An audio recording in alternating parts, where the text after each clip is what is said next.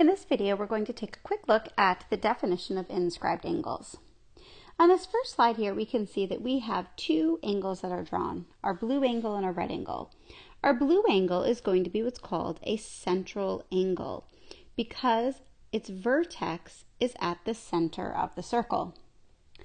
Our red angle is going to be an inscribed angle. For an inscribed angle, the angle will touch the circle at 3 points.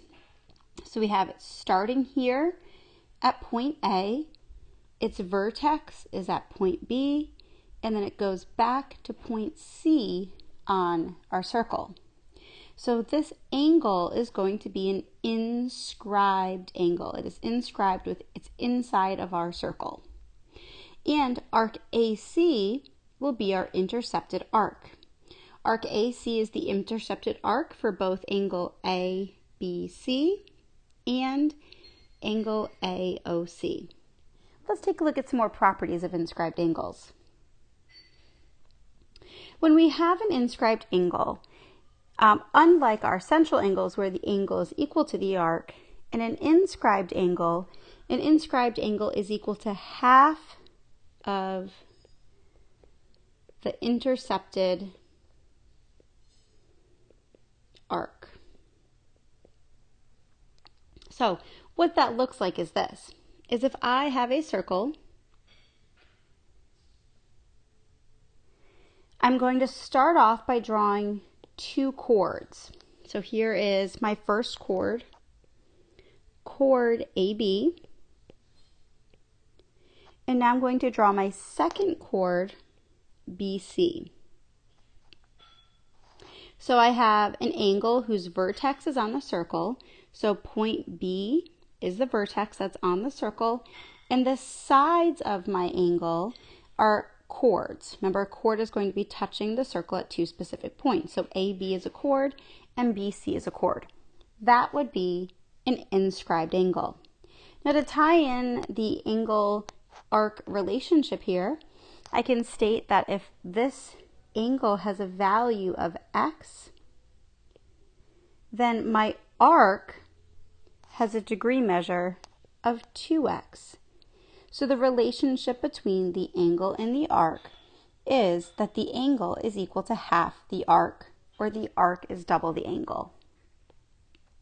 This is going to be true no matter what type of inscribed angle I have. I could have another one that looks something like this, where I have a chord, my point, and a second chord. So again, I have A, B is my vertex, and C makes up that last part of my angle. So I get x, and my arc would be equal to 2x. In this case, the angle is equal to half of the intercepted arc. And one more quick picture here. If we had a circle, and let's make a really big intercepted our angle here. We have a big inscribed angle there. Then it doesn't matter. It's going to be an obtuse angle. We can see it's greater than 90 degrees, the angle I drew, but the concept and idea still remains the same. This is still an inscribed angle because it's made up of chord AB and chord BC. Its vertex B is on the circle, and the angle measurements will still be such that if my angle is x, my intercepted arc is equal to 2x. Now some other properties and corollaries we can draw about inscribed angles. The first one being, with our first picture here, that the inscribed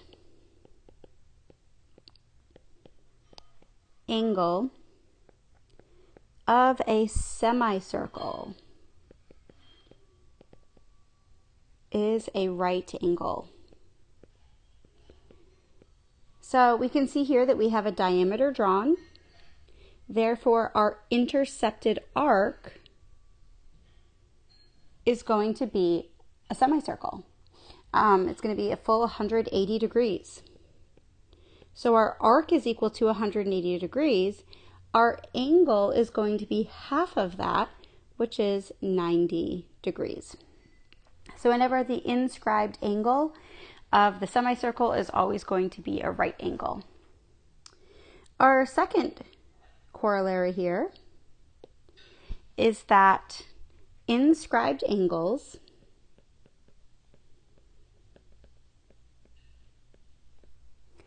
that intercept the same arc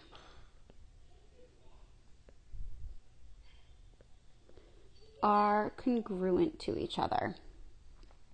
For example here, if I was to take a look at this first angle, I have an inscribed angle, angle ABC. Angle ABC is an inscribed angle, and the arc in which it intercepts is arc AC. My second inscribed angle that I have here is going to be angle ADC.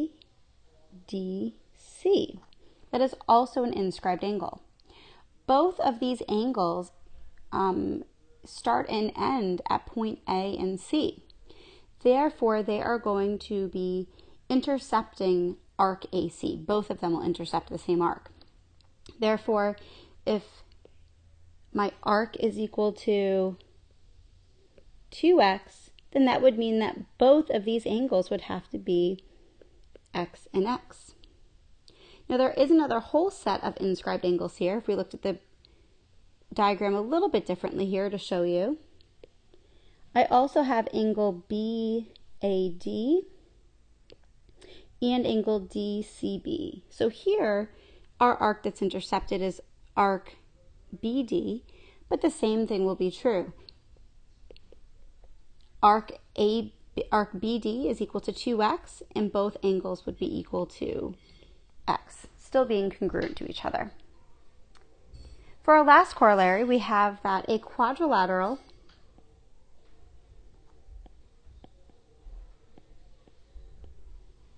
can only be inscribed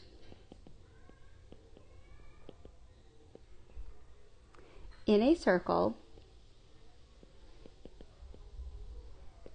if its opposite vertices are supplementary.